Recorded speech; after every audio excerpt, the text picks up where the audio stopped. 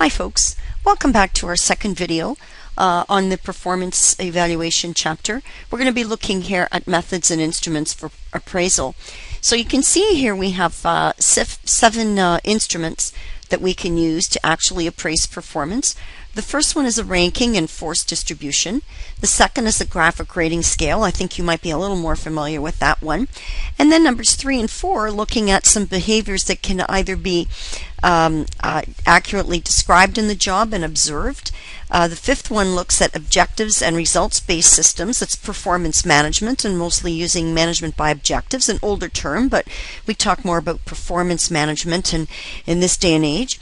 A field review, which you might find interesting, and again, some combination of these top 6 approaches here, and we call it a combination approach because there aren't very many companies who just use one. Many of them use a combination. So let's begin. Let's talk a little bit about ranking and the paired comparison and force distribution method. The ranking method would order employees, by comparing the employees to how they perform in comparison to others in their same unit. If we look at a force distribution method, that might be one you're a little more familiar with. So that could be a method whereby companies say, well, we want 50% of our employees, performing average, 25% of our employees performing above average, and maybe 25% of our employees, some needs improvement, maybe 15% of that 25% needs improvement, and maybe 10% is, maybe they're going to be out, extremely poorly performing. So, when we look at each of these, if we look at the paired comparison method, one of the biggest drawbacks with that one is that you're going to wind up having people compared to other people as opposed to being compared to how well they actually performed on the performance objectives that they were responsible for. In this method here, the force distribution method, many companies like to use this so that they can control their compensation costs. So if they said, well, we're going to put most of our compensation, our pay-based compensation, with the people who have performed extremely well for us, they don't want to be compensating people that highly if they haven't performed as well as them. So sometimes they might set up some kind of whether it's a normal distribution or something to differentiate, and they might say to supervisors, you have to make sure that not everybody walks on water. You got to have maybe 10% of your staff that's very poor, so you might be forced into putting them into a category. That actually isn't a bad idea as long as the spread is realistic. But the idea is sometimes it really makes managers and supervisors who are appraising performance have to tell some really nice people some not so nice things about their performance if that's the case. So where we talked earlier about a lot of employer or supervisors evaluating people as average, that might not be a possibility if they're forcing you to put some that are below average, right? So it's really more a testing of managers' ability, to make sure that they're carefully scrutinizing what their employees are doing and they're consciously differentiating levels of performance among their employees. The other thing that we talk about is a graphic rating scale to record performance, and we would use a numeric scale to rate employees on a series of characteristics. You've probably seen this already. We've got a nice little graphic here of it. So we would look at people who are superior performers, acceptable, and inferior or unacceptable performers, right? And are they performing below standard on work performance, dependability, initiative, all these things that we're assessing, right? If you're acceptable, do you meet the minimum standard or meet the standard? If you're superior, do you exceed the standards, greatly exceed, or are you walking on water? You're outstanding, right? Now, this example of a graphic rating scale is basically intended to show you that you can basically tick whichever one you think applies. It's graphic in that people are going to get a score from 1 to 6 on each of the critical standards of performance, right? We're going to be differentiating superior from acceptable to inferior, not a problem. One of the issues that I see with this is I don't really know the difference between meets minimum standard and meets standard. It's a standard or it's not. Is there a standard and then a minimum standard? I don't know. Another problem I see is how do I differentiate greatly exceeds standard from exceeds standards from outstanding, especially these two, greatly exceeds and outstanding. I would say if you greatly exceed, you are outstanding. The point I'm making is that I need to have examples or clear definitions of what outstanding is, what greatly exceeds standards are, what's meet and what's meets minimum. I need to know what these are. Once I know what 1 to 6 really mean, I'll have an easier time telling you if somebody's superior or acceptable or inferior, but I got to know what these 6 things mean. Similarly here, I want a definition of what you mean by dependability, what you mean by initiative, what you mean by relationships. So sometimes these graphic rating scales, while they're great ideas, if they're not sufficiently filled in, meaning that they're not sufficiently explained what these things mean, then you know what? It's no wonder some people get, they're always average, right? A lot of times supervisors don't know how to evaluate people. So, because they don't know the definition. So it's very important that people in your organization, the HR department specifically, understands what the definitions of below standards all the way to outstanding mean. It's important that we're able to provide our managers with examples so that they can do a good job of assessing and differentiating performance. Another way that we capture performance information on people is we can use behavioral techniques, behaviorally anchored rating scales, and observation scales. So let's have a look. When we look at the behavioral anchored rating scales, or bars as they call them, they have specific descriptors for each point on the rating scale. So let's have a look at that. What we're looking at here, this is an example from your text. It's looking at a recruiting officer and one aspect of a recruiting officer's job. And this standard was, or the job standard there to meet, is to solicit and address questions from interviewees. And we want to know, to what extent have they done that? Did they score a 1 out of 5, which means they often failed to solicit questions? Did they score a 2, a 3, a 4, or a 5? So what do you observe of them when they're in an interview? So again, that would mean, obviously, that the person doing the rating is going to be with the recruitment officer, right, to see how they perform. So every time they're in an interview, they're being assessed, right? But I can anchor it from often fails to solicit to successfully generates questions. So I kind of know, I should know what these mean, right? If there's any question, you can always ask. But until I know what everything means, then only then can I circle it, right? But I'm clearly able to see if I'm the recruiting officer and I have access to this before I'm assessed, which I would. I'm able to see, well, gee, I know I better be able to do this if I want to get a 5, right? So you kind of get an idea of what the expectation is too, which is really good. I wanted to go back here and look at the behavioral observation scale. They actually have an example of this in your textbook as well. And what it really is somebody is able to look at or observe your performance. So your performance is observed based on the frequency of which you demonstrate certain behaviors. So say, for example, you're a sales rep, and I want to know how frequently you show certain behaviors that I would be expecting you to demonstrate as a sales rep.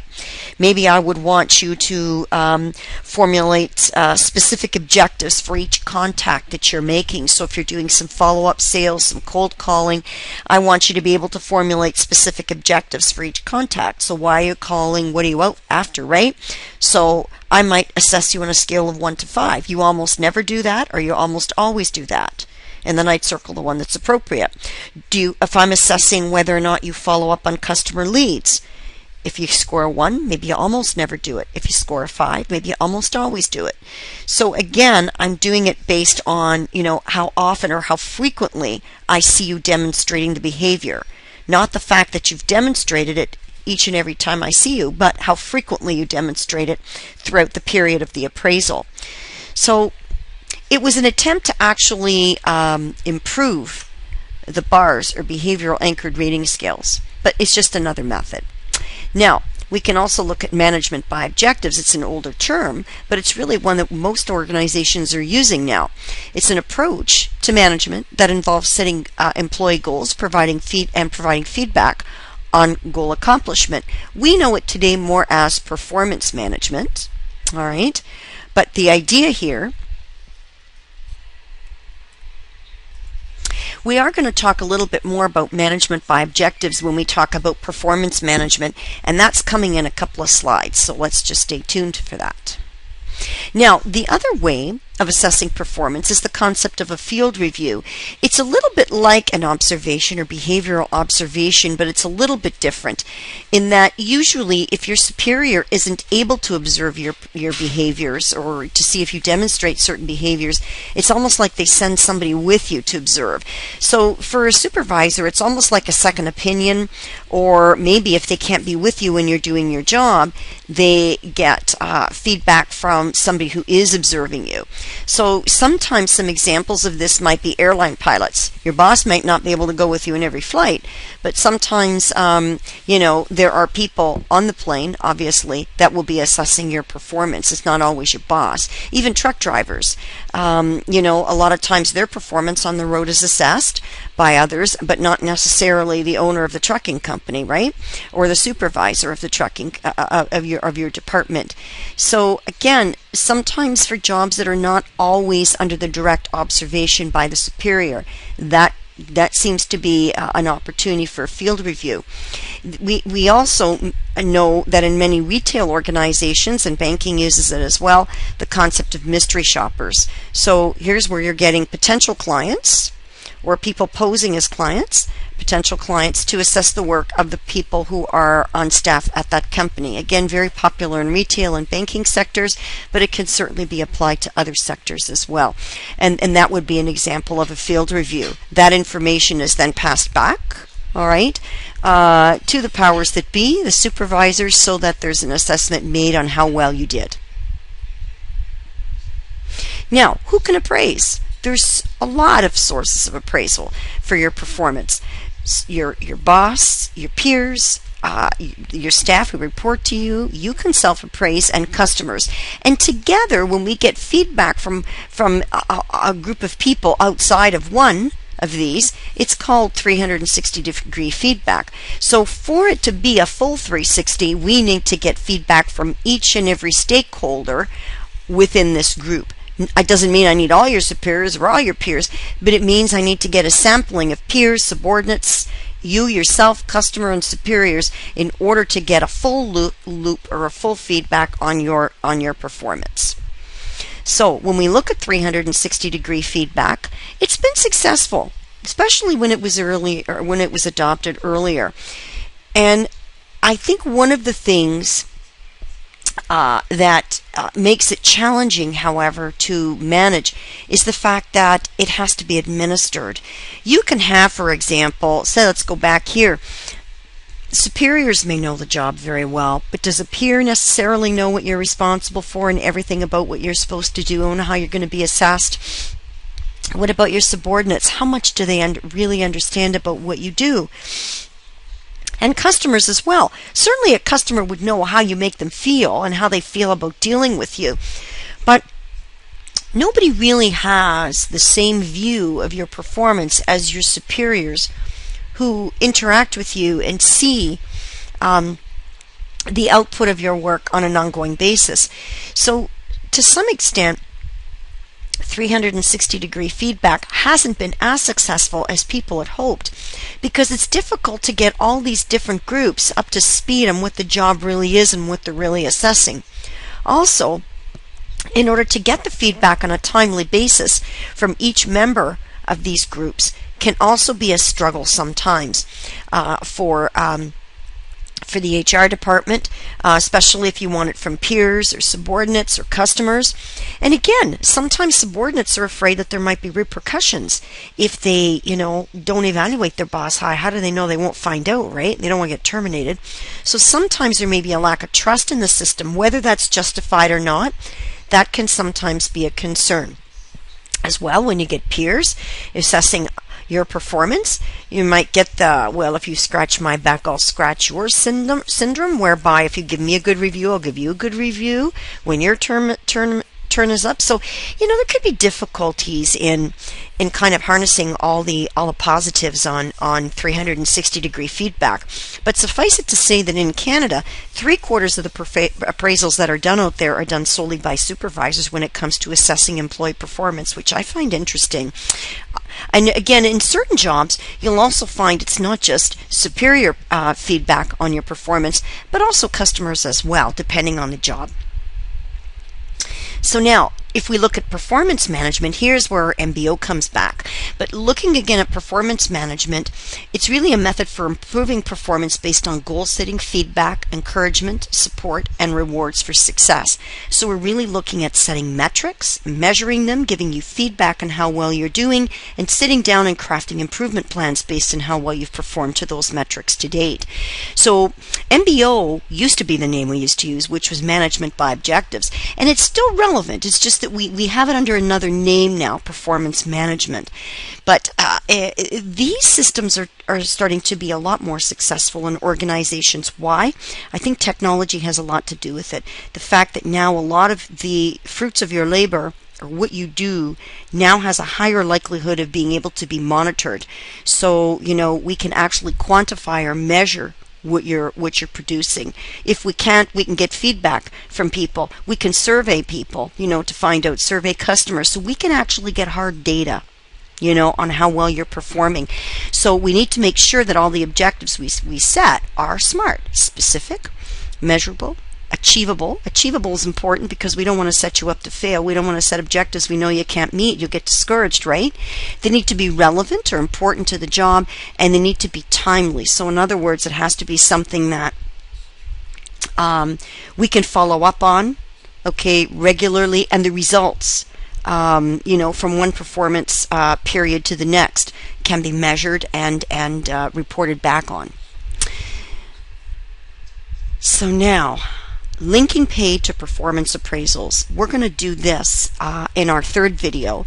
So just stay tuned, and we're going to look more at linking pay to performance appraisals, whether it's an individual appraisal or it's a team-based appraisal. So we'll get back to this last segment in a few moments.